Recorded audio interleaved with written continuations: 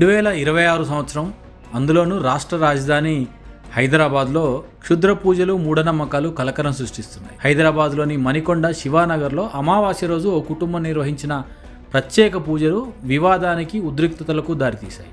ఒక ఇంటి ముందు అర్ధరాత్రి, అది కూడా అమావాస్య రోజు, కుంకుమ, పసుపు, నిమ్మకాయలు ఉంచి పూజలు చేయడం పైన చుట్టుపక్కల స్థానికులు తీవ్ర అభ్యంతరం వ్యక్తం చేశారు. ఈ వింత పూజలు తమకు భయాందోళన కలిగిస్తున్నాయని స్థానికులు సదరు కుటుంబాన్ని ప్రశ్నించారు. ఈ క్రమంలో ఇరు కుటుంబాల మధ్య, ఇరు వర్గాల మధ్య మాటామాట పెరిగి పెద్ద వాగ్వాదం చోటు చేసుకుంది. ఈ వాగ్వాదం కాస్త ఘర్షణగా మారడంతో పూజలు చేసిన కుటుంబానికి చెందిన ఒక మహిళ ఎదురింటి వారిపైన కళ్ళలో కారం జల్లినట్టు పొరుగువారు చెప్తున్నారు. దీంతో శివానగర్ ప్రాంతంలో కాసేపు ఉద్రిక్తతలు చోటు చేసుకున్నాయి.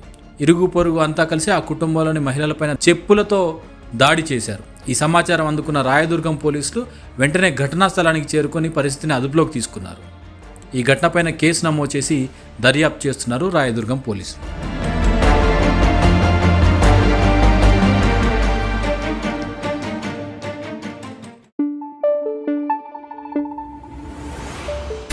Thank you.